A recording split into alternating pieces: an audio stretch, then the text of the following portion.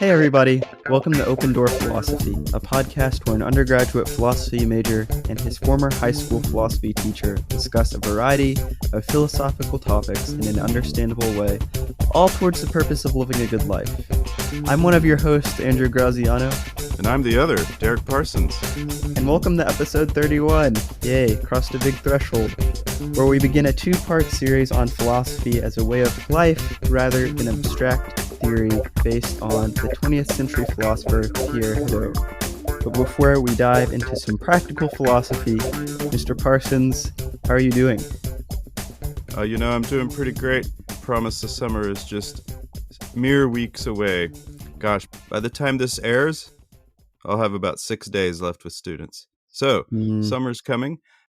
In terms of the calendar, as well as the weather, I know you're going to be happy about this, Andrew. As soon as we're done recording, I'm mowing the lawn. And today's high is 96 degrees. Yeah, that's going to be miserable. Which makes you happy. It makes me very hot. But that's good. How are you?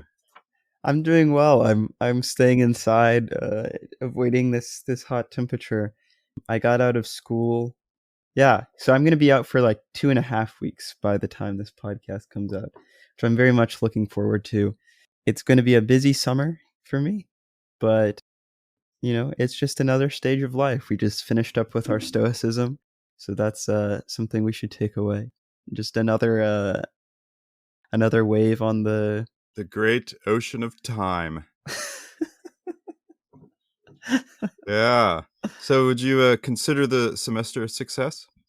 I think it was pretty successful. I put in a lot of time this semester just to studying, as opposed to I don't know what else.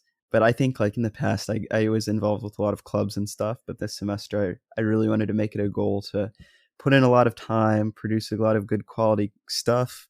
And I think that was great. I don't know, definitely this semester has been my favorite in college in terms of like what I've been studying. Really just enjoyed everything that I was doing. And I don't know if that's a function of me putting in more time to what I was studying or me just being an older student, knowing what courses I want to take and taking those. But all in all, great semester. So just finished up junior year. One more left, which is kind of sad, actually. I know a lot of people don't like school, but I kind of like it. Well, there's nothing wrong with that. That's great. Well, I'm glad the semester ended well. Sounds like you enjoying school so much is a way of life, but philosophy can also be a way of life. And that's what we're going to talk about today.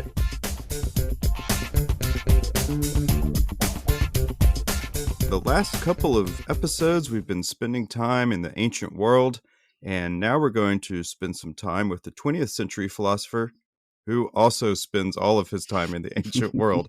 We're just not quite out of the ancient world yet, but now we're getting a 20th century perspective on it. This episode and the following episode, we're going to be focusing on French philosopher Pierre Hadot, who published a very influential set of essays that have been put together in a single volume called Philosophy as a Way of Life. And as Andrew and I have said many times on the show, we really would like for philosophy to be something interesting, but also practical to living. And Pierre Hadot has a great focus on that. In fact, he's critical of abstract and theoretical philosophy because he posits that ancient philosophy was all about how to live, right? So we're going to get into that text today. The essay specifically that we're going to look at is called Spiritual Exercises. And it's about a 30-page essay, and he goes through a number of things that are helpful in terms of living a good life, like a practical roadmap on how to do it. A lot of people ask like, oh yeah, philosophy's cool, dig all the ideas, love the questions, but how do I take all that and form that into some sort of concrete way of living a good life? We've talked about Stoicism the last couple episodes, and there's some really cool ideas in there, but how do we take that and make it into something that is practicable, right? On a daily basis to where it can make a measurable difference in our lives. So that's what we're going to be talking about today. The essay, again, is called Spiritual Exercises. It's from the book called Philosophy as a Way of Life, Pierre Hadot. So in this episode, we're going to essentially unpack what is in that essay. And then in the following episode, we're going to provide commentary and analysis on the content of that essay. I think this idea of philosophy as a way of life is really something to keep in mind as we're coming out of Stoicism. We mentioned, I think, when we were introducing the topic of Stoicism, I guess this will be 5 episodes ago or so, this term philosophy as a way of life for the first time, I think, since we had Professor Sadler on the show. And I think I'm fairly confident Pierre Hadot is the person who coined the term. But I think, as Mr. Parsons said, thinking about philosophy as a way of life, it's not only really a question about how we can make philosophy applicable, but it's also something too about, I think there's an underlying question that's been, I think I even mentioned this in that episode a few weeks ago, but I'd like to talk about it this now too, because I've talked to a few people about this recently. I think there's this reaction from philosophers who are looking at philosophy as a practice in the academy and universities, and they're seeing that it's not really being applicable to people's lives. And I think this is kind of important to think of as in the context of kind of where Hadot's coming out of. This is kind of a concern for these philosophers, especially these philosophers, I think, who are studying, like, well, I guess now we'll call it classical philosophy, but ancient philosophy, I think, is what they referred to it then, or maybe it's the opposite. But at this time, we're seeing Alistair McIntyre, who I'm a big fan of, who's also reacting against this kind of tradition that's emerged in Western universities of philosophy not being very applicable. And I think Pierre Hadot is also in that tradition too. And that's really something that's still being argued against today too. I was a farewell lecture 2 Fridays ago from this professor at Rice who was talking about basically this very same thing about how philosophy is important, not as just something that's analyzing power structures or something like that, like maybe history might do or something, but as something that's actually important to the life of a human. So I don't know if anything what I just said makes any sense, but I think we can view Pierre Hadot as this reaction against philosophy as something that hasn't been applicable for a long time, as a TLDR. Yeah, he addresses that near the end of the essay, so I think it'll make some sense to everyone. Just a quick bio on Hadot. So he was born in 1922 and died in 2010. So he was a contemporary and just passed away not too long ago. He spent most of his career at the College of France. In 1972, the title of his chair was changed to Theologies and Mysticisms of Hellenistic Greek and the End of Antiquity. So if that tells you exactly Yep. what he's involved in, right? He is, and in 83, he assumed the chair of history of Hellenic and Roman thought. So he's an expert in Platonism, Stoicism, Epicureanism, Aristotelianism, Platonic, and Socratic thought, like that big chunk of history from the beginning of philosophy with the pre-Socratics all the way up to really the fall of Rome. This is Hadot's wheelhouse. And so he certainly had contributed to other things, commentaries on Goethe and Nietzsche and Wittgenstein and some other philosophers, but ancient philosophy was really his wheelhouse. And that's what spiritual exercises is all about. He takes these ancient schools of philosophy and takes lessons from them and tries to craft out or create a path, if you will, that people can follow and say, like, yes, this is how I can improve my life over time by doing these particular things. So to get into the work, it is titled Spiritual Exercises, which might strike some people as kind of funny, being that we're talking about philosophy. Sometimes we don't put philosophy with the word spiritual. So, Andrew, when you hear the term spiritual exercise, what kind of comes up in your mind? What do we think it is? If I'm not thinking about Hadot, then I'm thinking spiritual exercise is probably something to do with religion. Maybe something that maybe I shouldn't say this, but I'm thinking about this trend over rock crystals. Have you heard of that lately? Like Yes, I am aware. they buy like rock crystals, and then they think that if I have like a red rock or something, I'm oversimplifying this for sure, but if I have like a red rock, I'm gonna get love or something.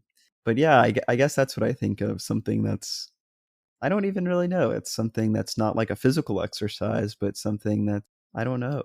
Well, how about, so with your Catholic background, Mm, was there anything that you would consider a spiritual exercise? yeah, I mean, I think the first thing that comes up when I'm thinking about it is like just like confessionals. I think a lot of people who aren't Catholic think of confessionals as kind of this as solely, well, probably informed people who aren't Catholics probably think of confession solely as something that's like a way that Catholics believe they can get rid of sins. But it's also a way for you to talk to the priest about challenges that you're facing, kind of get some advice on them, and how to do better. So I guess that's the big one that comes to mind for me. What about you? Yeah, when I think of spiritual, I think of things that are associated with like the non-physical.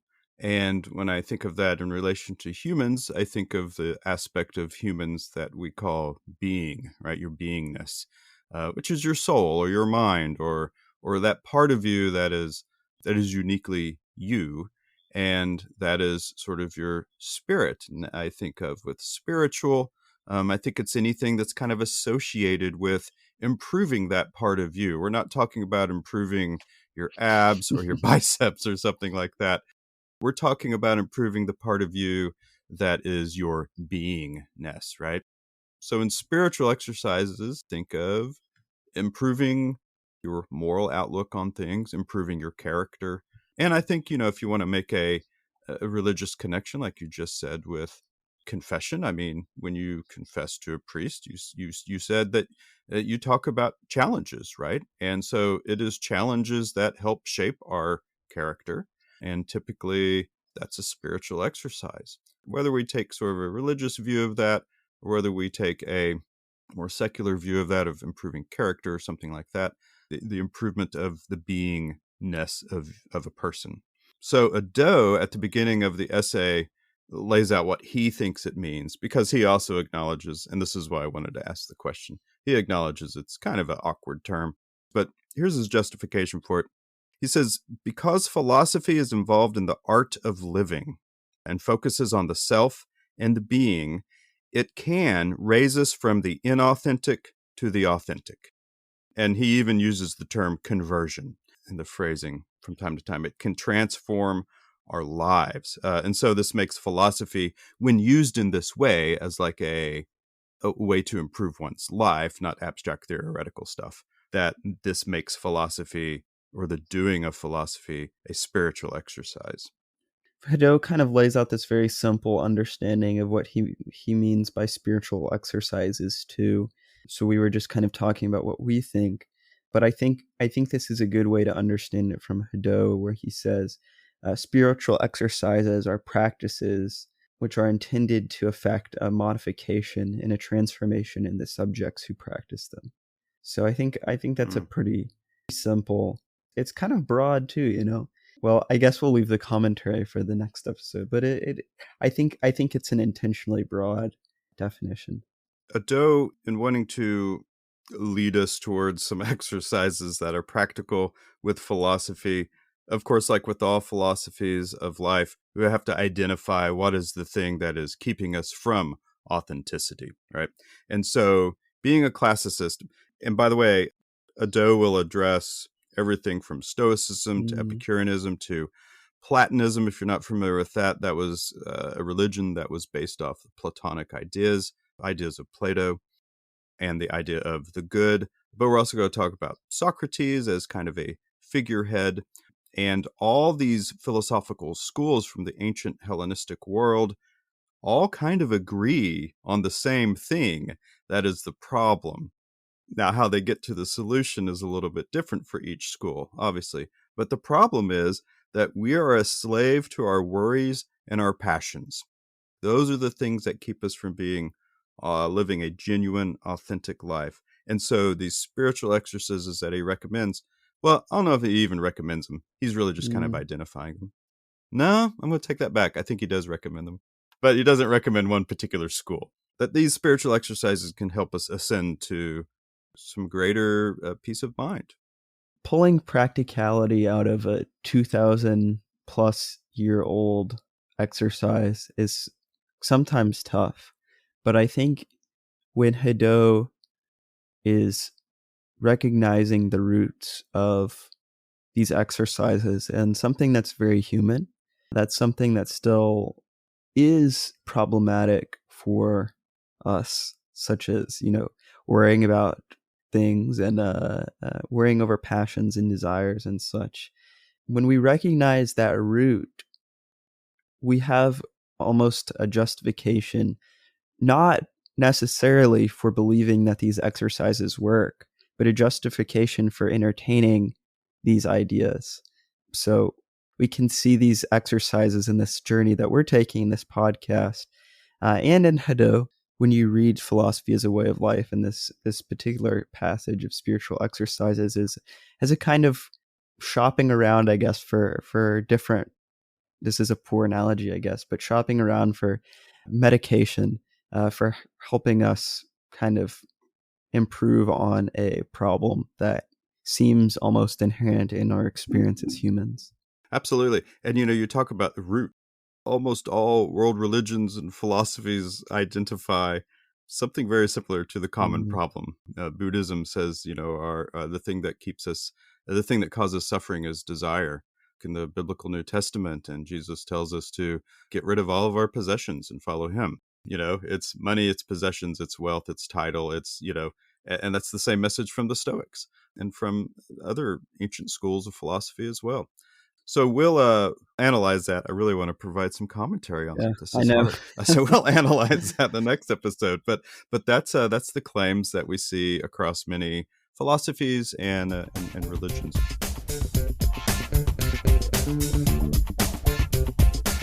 All right, so let's get practical. So one of the philosophers that Hadot references is Philo of Alexandria, and provided a couple of commentaries on spiritual exercises for philosophy, and cobbled those together and come up with a list of what those are. And so I've broken them out into two different categories, one being intellectual and the other being active.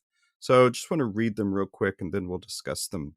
So the first is intellectual. Underneath those are things such as research, thorough investigation, reading, listening, and meditation. And we'll talk about exactly what you should be reading and listening and all that sort of stuff. And then there's the active part of it. And the active part of it is to pay attention, self-mastery, indifference to indifferent things, and accomplishment of duties.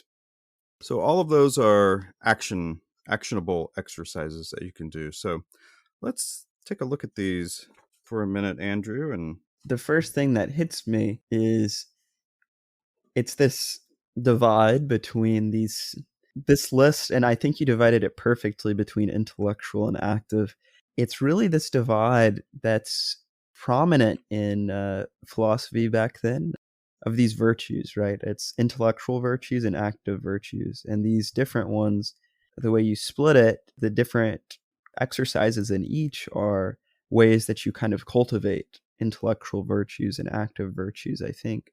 Well, another thing that I think is interesting too, if I'm looking at this list for intellectual research, through investigation, reading, listening, meditation, and then I'm looking at the active side, attention, self-mastery, indifference to indifferent things, and accomplishments of duties.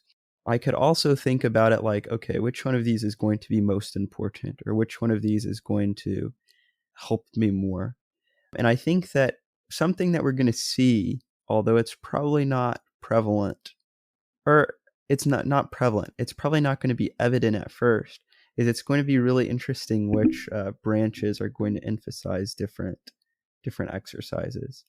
Because definitely something to keep in mind is that the prioritization of active virtues versus intellectual virtues and vice versa, or the keeping them equal, is going to differ across all of these fields that we're going to look at. Yeah, the Epicureans and the Stoics both placed an emphasis on indifference to indifferent things. That was important for both of their schools, but of course they approach it in very different ways. let me ask you a question No, real go ahead. quick before we move on. Hmm. If we're looking at this list of active and intellectual, I'm going to call them categories. I'll call the intellectual category one and then the active category another. So on the surface, are you kind of drawn to one of these over the other, one of these categories over the other? Oh, that's an interesting question. Hmm. I'm probably drawn to the intellectual a little more because, frankly, it takes less effort. Now, That's funny. It's really funny you say that. and when I say less effort, I mean like it's one thing to think about virtues such as moderation or something, right? But it's another thing to actually do self mastery. Oh boy, that takes some work, you know? And indifference to indifferent things. I mean, it's so fun to theorize about that, right? But man, when it comes to actually, breaking your favorite coffee mug, that's not as fun to deal with as it is to like think about it in sort of a hypothetical abstract way. But I do like attention, right? I do like paying attention to the moment. And that's a very sort of stoic, well, Epicurean as well, no question. But, Hadot says like attention is for, in the stoic sense anyway, always to be prepared for the moment, right? Because you never know what situations you're going to encounter, and you need to have your virtues really ready at hand to always encounter the moment. But I do think that, the intellectual side of it is incredibly important. And it can be just as difficult as we'll see as we get later into this essay where he talks about learning to dialogue. When you're dialoguing, you're not just dialoguing with another person. He also says you have to dialogue with yourself. You have to engage in mental combat with yourself when it comes to these spiritual exercises. And even though it's intellectual and we can do that sitting in our armchair, that still should take, if done well, should take some work. So don't want to completely dismiss the intellectual side. So like, it's easier. It's all important. And really one feeds off the other, right? Like when we talk about the importance of meditation as an intellectual activity, well, the things you're meditating is oftentimes your actions and in relation to what you've read and listened to and thought about. And so they're all pretty interrelated. I don't know. What about you? You had a funny reaction when I said intellectual. Or maybe it was my reason, my cause for why I chose intellectual. Well, I think the intellectual category is necessary for you to have a good active category, right? So I think that you're Mm-hmm. not going to be able Yeah. to accomplish duties, and it's really not accomplishment of duties in just in that sense.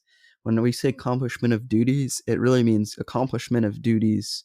One, accomplishment of duties which are good, and you accomplishing your duties well. So it's both of those conditions too.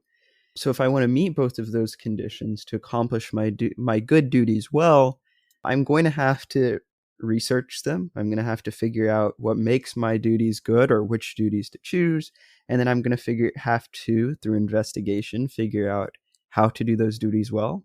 And that might encompass some reading and some listening and some meditation on how to solve those duties or how to do those duties well. Mm-hmm. So I think the intellectual category is necessary for the active ones really to be completed well. And I think we can kind of see it on the flip side too, like attention is going to be required for you to do good research and thorough investigation. So I think they're both interconnected. Another reaction that I have though is like, okay, a Platonist is going to say very strongly, right? Like, I need to pay a significantly more amount of my attention, which is an active exercise, I suppose, on research and the investigation and reading and listening and meditation than really on these active virtues. Plato's Republic, he says that for a philosopher to reach eudaimonia, they need to retreat from the active life into the contemplative life. So that's kind of why I was laughing, because that for Uh-huh. I think for a lot of people, or at least for me, the intellectual exercises sound much more appealing. Yeah, I agree. And you mentioned reading and research and thorough investigation, all of that stuff. There's no escaping that if you really want real improvement, which I think is kind of what you're saying. Like, it's so easy these days to hop on social media and find some quippy little quote from Nietzsche. It's like oh, what's a good Nietzsche inspirational quote? Become who you are.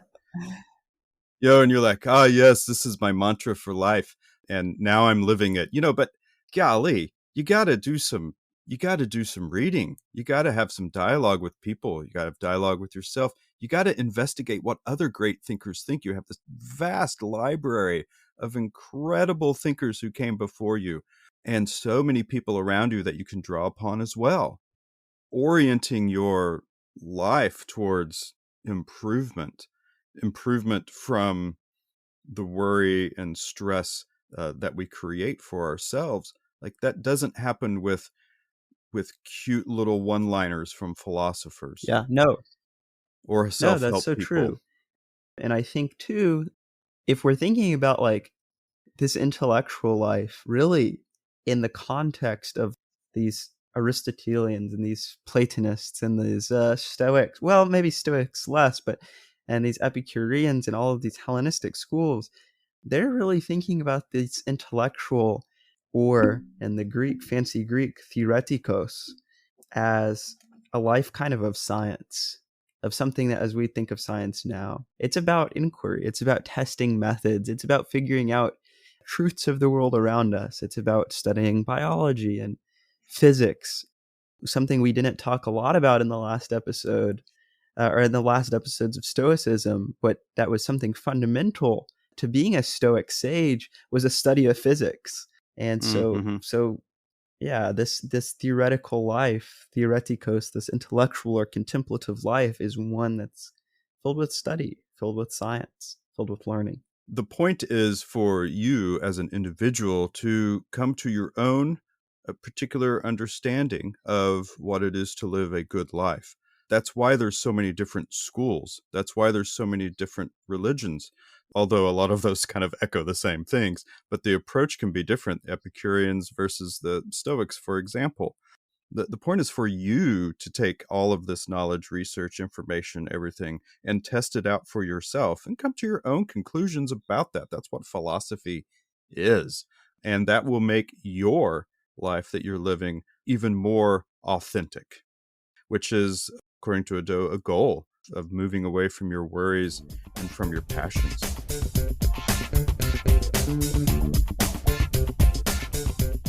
So let me use some of Hadot's own language to identify these practices from Philo of Alexandria. So attention, right? So he says, in the Stoic sense, I already mentioned this, we must always be prepared for the moment. So I already talked about that one. Let's move on to meditation. Meditation, again, that's another one of those words like spiritual. A lot of people probably have associations with that word, which may not necessarily mean exactly what Hadot means, but meditation is like paying close attention with your mind to something, right? And so Hadot says meditation is to keep life's events before our eyes, to reflect on the day, to reflect on our actions, our duties, how well we carried those out. He, like many of the Stoics that we've looked at the last couple of weeks, he recommends examining in the morning and the evening. And all of that will help control our inner discourse, that part of ourselves inside of us that is easily swayed by the passions, right? And he says food for meditation. I really like this metaphor of food. He says the food for meditation is what we've been talking about: research, reading, listening, engaging, right? That is the food for meditation. And he says, and certainly Andrew will enjoy this, being an Aristotelian of sorts. There's a lot of these practical exercises, Hadot says, creates habits, right?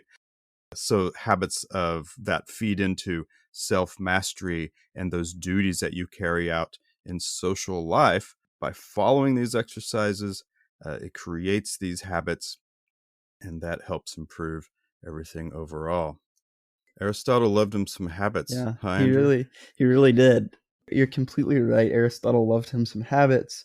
And I think, it makes a lot of sense, right? Like these exercises that we're doing, or that Hadot is, I guess, suggesting that we might do, if we practice them enough, it's likely, if not almost certain, that they're going to dictate how you act in daily life. So, I mean, to say that I remember when I was a kid or when I was younger, because I probably should have done this a lot earlier, but when I was younger, I would always, when I had trash in my room, this is probably a poor example, definitely not what Aristotle meant, but it was like every time that like my trash filled up in my room, I would leave it there, and then I would put it like in a bag, and then I'd put it by my door, and then I would just leave it there, and it would sit there for like a week. I mean, it was just like paper and pencils and stuff, but still a bad habit, kind of gross, whatever. But then I remember like when I was living at home during the pandemic, I was and spending so much time in my room working on things. I was like, yeah, I cannot live like this anymore. I need to start taking this trash out. So I decided that, every time that I would walk past my door and there was trash there, I would pick it up and take it out immediately instead of like waiting for a time that I would feel right. I guess that's an example of a habit, and I guess it's an example of a good habit. I don't know if that's a virtuous habit or something, but it's just a kind of low stakes habit. If we practice these exercises and kind of make them do it, it's likely going to carry over and help us accomplish goals that we want. Well, cleanliness is next to That's right. godliness. So I think you're good, man. Before we go to break, just one or two other quick things to mention as far as exercises that we haven't hit yet. He mentions this with the Epicureans, but certainly the Stoics had this as part of their philosophy as well. He recommends to have aphorisms at the ready to keep fundamental dogmas at hand, right? In other words, have sayings that are helpful, philosophical sayings that are helpful to help you master the moment. Both the Stoics and the Epicureans recommend this because our passions very quickly will sway us one way or the other, especially when issues related to moderation and stuff like that. And so have these mantras ready at hand so that you can help remind yourself of what the purpose is, right? Do you have any off the top of your head, Andrew, that you commonly refer to? Yeah, I mean, I think the one that's probably most that I try to think about the most is like probably the most basic one that everybody's heard, but it's like the "Remember that you'll die" Amor Fati quote. I think that's a one that I think about, or I try to think about a lot. Longtime Mm-hmm. listeners will know this very much. So, Mr. Parsons and I very much enjoy thinking and talking about death, which sounds kind of creepy, but yeah, I think that's probably the biggest one. So when you're like, studying or wrapped up in whatever, I don't know, and you think, oh yeah, I must remember that someday I will die. That can quickly sort of reorient Oh your yeah, perspective on whatever that yeah. thing is. Another one for I have a couple. One for me, which will be recognizable to most listeners, I'm sure. And that's Socrates' quote on the unexamined Mm, life is not worth living. Don't wallow around in ignorance, right? Examine your life. And don't have to be examined like a harsh examination or something, but just be aware. Be aware of who you are as an individual and how you fit into the great complexity of life. And another one of my favorites is Kierkegaard. Life can only be understood backwards, but must be lived mm, forwards. And so whenever there's sort of ambiguity in my future, I can't quite see the path, I think like, well, like how many times have I done this in my life where decisions, I don't know what the right decision is, but years later I can look back and say like, oh yeah, I guess that all turned out okay. That's the sound of money. Fresh, printed money, money, money, money, money, money. Hey Andrew, you go to school in an urban part of Houston. Have you ever used the Houston public yeah, transit? I go on the metro train all the time to get downtown. What do we call them? We say escape the hedges at Rice and enjoy some alone time. Oh, how is that public transit experience? I've never ridden the Houston public transit. It has its times and it also has its times. It can be a little odd, but it can also be Yeah. Houston transportation is not known for being glamorous, but it gets the job done. Yeah, I can't say that outside of like Chicago and New York and LA or something. Even LA? Really? Does LA has public? I'm sure it has public transit. Yeah. Anyway, yeah, America's not very good at public transit. Um, Yeah. but, public transit, though, is a great way for helping you arrive at your destination. But have you ever considered that it could also help you arrive at ethical decision making? It can? Sure. All you need is a little imagination, an impossible choice between two alternatives, and of course, a trolley car. And that's where Philippa Foot's trolley service can step in for you. That's right. Need to head home to visit your parents? Going to the coast for a quick vacay? Trying to decide if one person should die or 5 people should die? Philippa Foot's trolley service has you covered. Fashioned after that good old-timey look, Philippa Foot's trolley cars are beautifully designed for comfort and aesthetics with real wood seating, brass railing, and a trolley operator so friendly, it's all sure to give you a smile. These same trolley cars also careen out of control, are able to stop, and especially designed to totally crush up to 5 human bodies tied to the track. But why just ride the trolley on the way to someone's impending death? For the more adventurous patron, Philippa Foot's trolley service offers a special switch operator package, which includes a night's stay at a luxurious hotel and a lovely brunch, followed by the outrageous responsibility of deciding whether or not a trolley should run over 1 person or 5. The choice is totally up to you. You get to throw the switch. Wow, that sounds absolutely disgusting. Thank you, Philippa Foot's trolley service, for sponsoring our program today. Wow, what a unique opportunity for people to take advantage of. Boy, the world we live in today. And thank you, all of our wonderful, wonderful listeners, for always tuning in and engaging with us and passing on Open Door Philosophy to your friends and including it in your social media. All of that helps just the uptick of where Open Door Philosophy pops up in search results and recommendations for other people. So that is how you can sponsor us, by doing all of those things. Thanks so much. And now back to the show.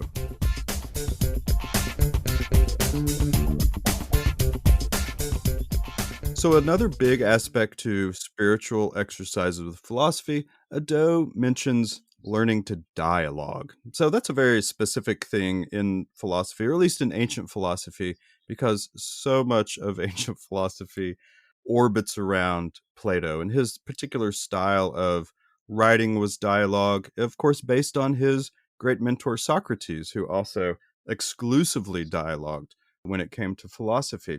So Hadot says Socrates causes spiritual exercise to emerge in the Western consciousness in the form of dialogue. And this is why it's so powerful. Dialogues put the interlocutor into question. That's a fancy word for the person you're talking with, right? Dialogues put the interlocutor into question. This is its power because it examines consciousness and inner progress. One of the great sayings that come from ancient philosophy is know thyself. And a good way to know yourself is to examine yourself. The unexamined life is not worth living. And so knowing thyself is incredibly important to that process. So it's not only, however, to dialogue with others, but to dialogue with yourself. And this would be the exercise of meditations. But I want Andrew to talk a minute about Socratic dialogues, because he has so much experience with it.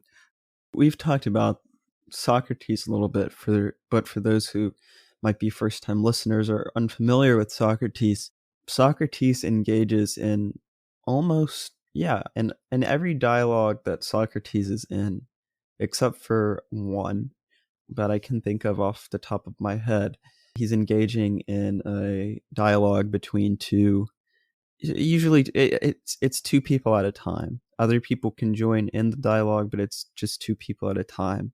And basically, well, what all Socratic dialogues are trying to do, I think, are 2 things. First, Socrates is trying to unravel truth. Now, in his earlier dialogues, he's testing truths. In his later ones, he's kind of espousing it.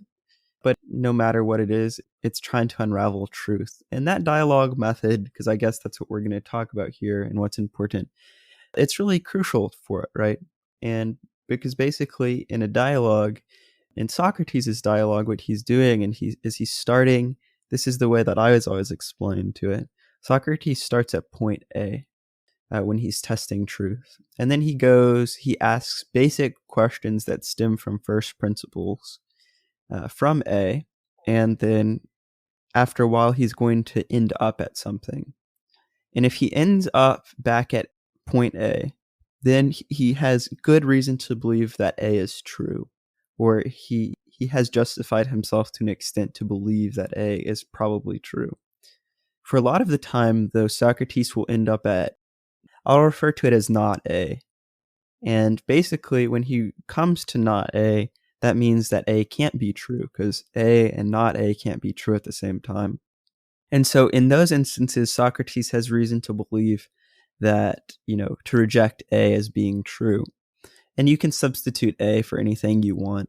But basically, the reason that this is important, I think, for Hadot is that's what dialogue is about. That's what Socratic dialogue is about. It's testing truths in a way that allow you to justify a belief that you have and determine if it's true or not true. And that's really, that's kind of the powerful thing about it too, right? Like, a dialogue is not just an opportunity for someone to prove that someone is right or wrong. It's a learning opportunity for both sides of the party. And then in the special case for Plato, and I really think too, when I'm reading Hadot, what I think he's intending for the reader to do is that he wants, both in Plato and Hadot's case, is that they want the reader to be engaging in the dialogue, in this kind of metaphysical dialogue between the reader and the writer. So it's kind of this learning opportunity on all ways. It's kind of this trippy kind of dialogue. I pulled a quote from Hadot's other really famous essay called What is Ancient Philosophy?, where he talks about this kind of dialogue approach, where Hadot writes, the philosophy teacher's discourse in this kind of dialogue could be presented in such the way that the disciple, as an auditor, reader, or interlocutor, could make spiritual progress and transform himself within. So a dialogue is a spiritual exercise in itself. Yeah, absolutely. And I really like the point you made about the fact that it's not, this isn't a debate. You're not trying to win. You're not trying to prove something. Doe says with a Socratic dialogue, we must base our conversation and our replies on the particular knowledge that our interlocutor admits that they know, right? That's what Socrates was so interested in. What is it that you know? It's not an opportunity to preach. It's not an opportunity to convert. Now, if conversion happens via the dialogue, then that's great. But it's not an opportunity to proselytize to the other person and try to convert them to your side. And so in that way, a bit cliched, Hadot does not use this language, but it's more so about the journey than it is about the destination, right? It's not necessarily about the conclusion that the interlocutors arrive at via the dialogue, but it's the dialogue itself. The dialogue itself is the practice. It is the thing, it is the tool to which you use in order to discern truth about all kinds of things. And the more you use it, the more you utilize it, the more precise and sharper it becomes. Yep. And I guess the last thing to say about it is it also means like you're also dialoguing with yourself too. Like dialogue is not exclusively between two people. You are also, through spiritual exercise, using that same dialogue process to be your own interlocutor with when at the end of the day or at the beginning of the day it says we must reflect on these things through meditation, right? That is also a type of dialogue. And he even uses the language, we must do battle with ourselves, right? Don't let ourselves off the hook. And so dialogue is between two people, but also dialogue is with yourself. So he calls it a spiritual practice because it can lead a person to conversion of some sort based on their conclusions of those dialogues. And also, if we're going to get really platonic about this, Andrew will love this language, because it is pure thought. It can turn our soul from the sensible world and allows one to convert itself towards the good. And that's capital G. No, I mean, I think to really get the most out of it, just like to really, I think this is like such a fundamental idea that's so crucial to Hadot and really a lot of this subcategory of philosophy is philosophy of a way of life is this idea. So I think it's crucial to understand it. So I'm really glad we're taking time to talk about it.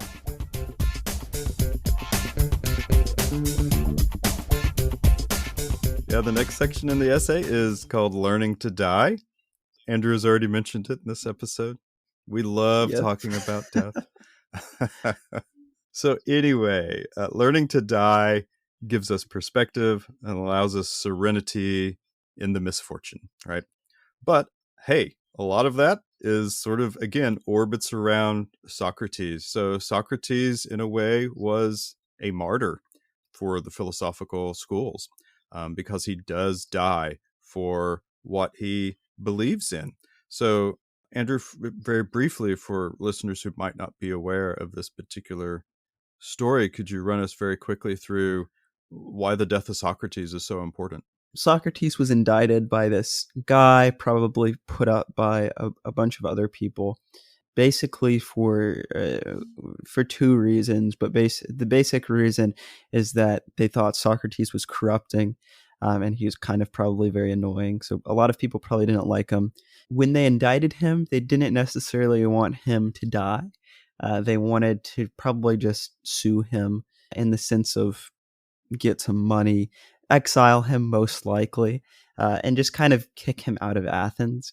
Socrates kind of refused the way that the way that the sentencing process worked.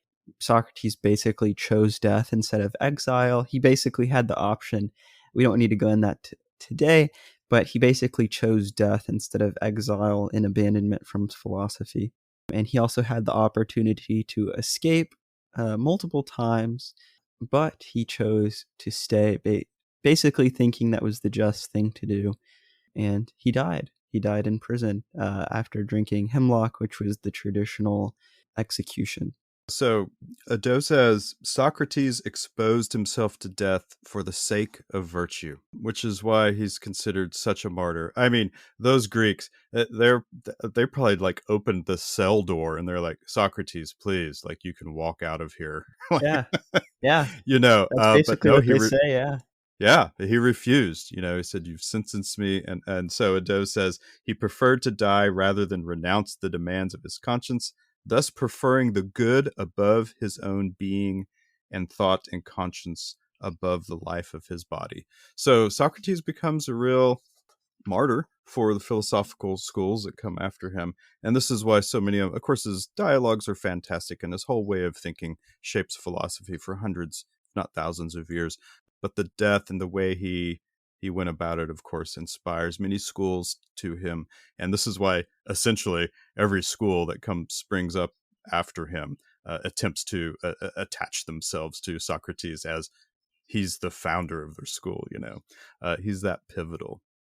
But outside of that, Hadot talks about, again, sort of the memento mori, the idea that we will die. And, we don't have to obsess over that, but we also have to it can help us shape our lives. In the Phaedo, which we covered in a previous episode, Socrates says to Simeon, he says, it's a fact that those who go about philosophizing correctly are in training for death, and that to them all men death is least alarming. So part of this is to not be scared of dying, and also allowing the eventual death to help place your life in context. yeah. I mean, I don't think I have much more to add. I think we've done a lot of episodes about death. Now that I'm thinking about it, I think we've done. I'm counting the past 4 Stoic ones, and then our 2 on death. I think that's 6 episodes at least. So if you're more Wait, have we interested done on an that episode just on topic, death? yeah, we've done. Did we? We've done 2 episodes just on death, I think. But yeah, I think we've done a lot of episodes. So if you're interested in death, check those out. The only thing I have to say, other than that, is I'm very glad Hadot doesn't limit this idea of philosophers thinking about how to die just to Plato. It's kind of been this theme in philosophy ever since. he mentions Heidegger. I think Hadot says that Heidegger is obsessed in his philosophy to just considering death. And I think that's true. It's like philosophers have just been obsessed with death since Plato, or since Socrates died. I'm when we get to this episode next time this comes out, I'm gonna raise some problems because wasn't a huge fan of this section with Hadot, but I respect. To throw out a few more quotes that sort of reinforce everything we've been talking about, one that Hadot mentions is from Horace. Believe that each day that has dawned will be your last, then you will receive with each unexpected hour with gratitude. But at it might be the very last line, I can't remember, but very near the end of this particular section of the essay, Hadot says this, and I thought it was a nice quote. From the perspective of pure thought, things which are human, all too human, seem awfully puny, in the face of death, of course. So anyway, yeah, we have talked about death a lot with previous episodes, so we won't belabor the point anymore, but Hadot does include it as a very significant part of spiritual exercises.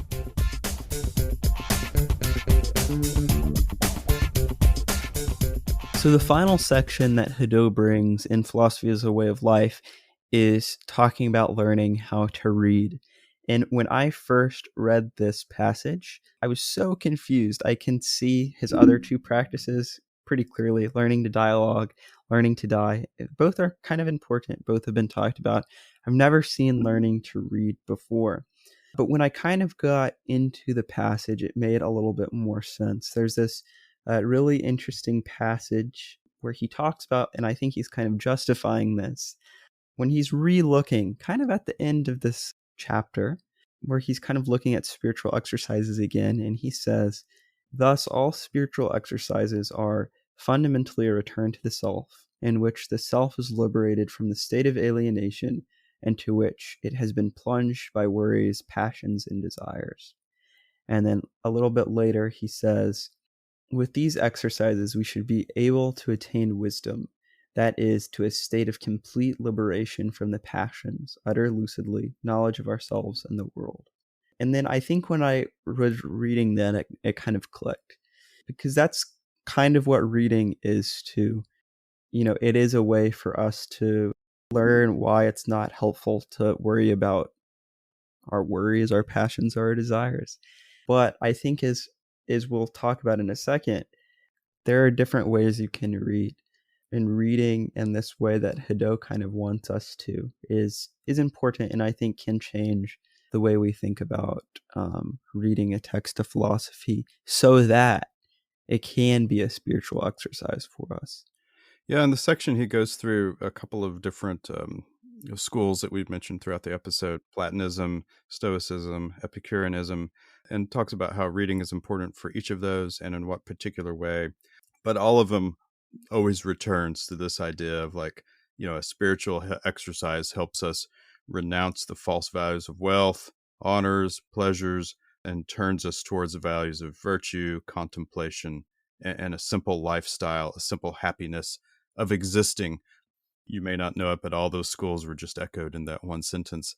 And reading is an important way to do that. And if we're to make a superficial connection to, say, traditional religion, every religion has its significant texts that are important for the growth of the individual spiritually. So whether that's the Bible or whether that's the many other texts from saints that have been written, or in the Buddhist tradition, so many of the sutras that have been written, the Taoist tradition, so many other Taoist sages that came after Lao Tzu. There's all these significant texts that people can read in those faiths to help them grow in that faith. And with philosophy as a way of life, Hadot is saying the same thing about philosophical texts, that reading those is fundamentally important to the growth of the individual in a philosophical approach, at least in the classical style, to living. And he does say, he does get on his soapbox for a minute. And he does say, we have to remember when we're reading these ancient texts that they were not meant for abstract theoretical philosophy. He goes into Yeah, it goes into a short little section where he talks about, this is philosophy became that because of the Middle Ages and then the modern philosophical era. And he says, really, only until the 20th century has it returned to some sort of application to life. But the ancients wrote that philosophy to be lived out from like evidential material, the dialogues they're having, all those things, and not really meant for it to be analyzed as abstract theoretical philosophy. Yeah, definitely. Hadot, and I think this is interesting too, because it's kind of building upon the last section, is a really important part of learning to read is learning to recognize a text as a dialogue itself, even if it's not intended to be one. So the example that he uses is this differentiation between Plato and Aristotle, where Plato's texts are clearly, for the most part, dialogues, where Aristotle's, if you've ever read one, they're very, very much a lecture. We've talked about that when we've talked about Aristotle. It's a treatise, and some scholars have reported that what we have, the text that we have, are lecture notes. And Hadot kind of points this out. He says that basically, when we're reading Aristotle, and I think this is just true from someone who reads Aristotle a lot, it's like there are inconsistencies in Aristotle's work in each dialogue, and especially from one dialogue to another. And so Hadot's kind of positing here, and I'm not sure I necessarily agree with it, but I think it's definitely an argument for consideration, is that Aristotle's kind of realizing this, or not realizing this, but intentionally is doing so to cause dialogue among his students, his listeners, and even readers too. And when I read this, it really made me think of the conversation that we were having a few weeks ago with Jack Symes from the Panpsycast, where Mr. Parsons, I, and Jack were discussing how philosophy is kind of taught in a way now where you're not supposed to be engaging with the dialogue or with the text or whatever. It's meant to be something that you're learning directly from and not engaging with it at all. And we were all kind of critiquing that. So, Mr. Parsons, is there any merit in this idea when we're how we are learning, how we should learn to read a philosophical text as a kind of dialogue? Oh, absolutely. I always think when I'm reading philosophy, or even fiction for that matter, the author has something to say to me. Now, the author doesn't know me, but the author is writing about something that is to be accepted in a sort of universal way, therefore accepted by me and spoken to me. Even when I think of Marcus Aurelius's Meditations, which was his journal entries, he wasn't really writing those for anybody, but without a doubt, like, I feel like Marcus Aurelius is talking to me when I read those, and that I should be responsive to that. Or when you read Plotinus and his, ecstatic pronouncements about the Platonist views of the universe and everything, which are just entirely beautiful. I should respond to that in a way. So reading is not passive. I think maybe we have this sort of stereotypical idea of like, oh, crawling up in our armchair with a cup of tea and, we're just going to have a relaxing afternoon reading. And certainly you can do that, of course. But no, reading is dialogue. You should be dialoguing back and forth with you and the author. I once heard a person say, like, who are some of your closest friends? And they're like, well, it's the authors I read. I don't know them. They've been dead for 2,000 years. But I've engaged with them so Creepy. much. I know, right? but I've engaged with them so much that, like, I almost feel like I know them and that we've had these conversations about their thoughts. I really like that distinction you were making, and I know this episode's running long, but I think there is that distinction between passive and active reading. I always bring this up in these episodes, and so right here is probably a good time to explain what I mean when I say this. But I always talk about how when I first read Republic, the first work of philosophy that I ever read, I didn't understand a thing. And that's, I think, a large part because I was reading it passively. And I don't think I understood it the second or the third time I read it either. And I don't think I still understand it now. It's always about trying to be more active with these texts because they're not easy. It's not easy to read and understand something like this. It's not meant to be easy.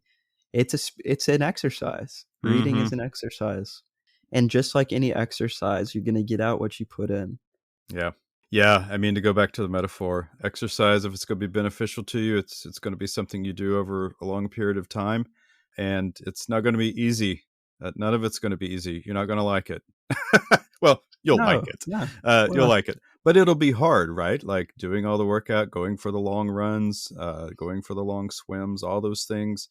You do them over and over, week after week, and it's a bit of a grind. But also, the grind produces good fruit. when I think I understand something, I've always talked about this on this podcast too, but it's like whenever I understand something, it's usually because I've written an essay about it, or when I think I understand something, I'll say.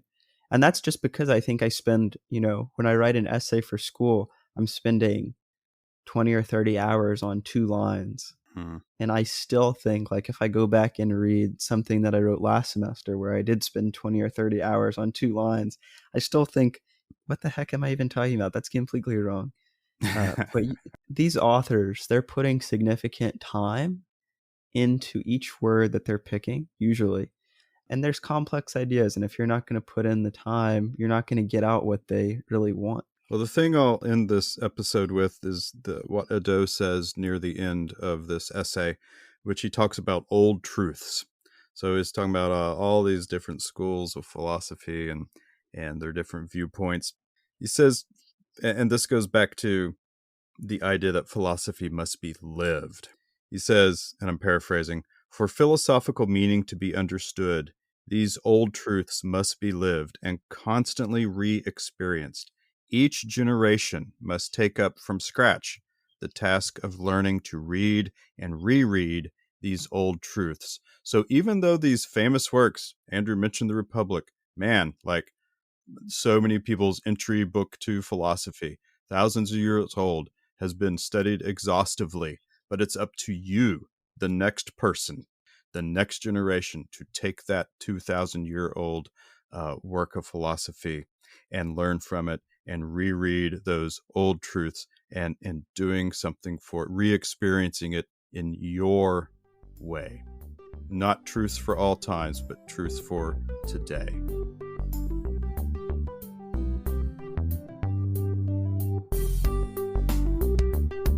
All right, everybody, that's going to be it for today's episode on the first part of a 2-episode series on Pierre Hadot's Philosophy as a Way of Life.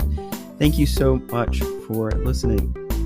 Oh yeah, we absolutely have such a great time doing this, and it's such a great time when you guys interact with us as well. You can find us on so many of our social medias out there.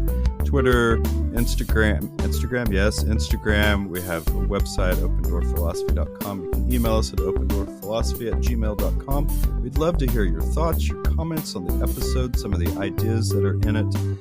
We'd love to hear some ideas for future episodes, suggestions you have, any of that kind of stuff. Hit us up at those places.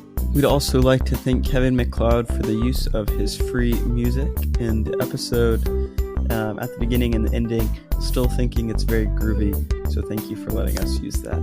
Yeah, absolutely, 100%. And is that it? That's it, right? I think that's all. I think that's all. Gosh, everyone, have a great week, and we'll see you next time. Remember, when your life is in need of some philosophy, the door is always open. Bye. Bye.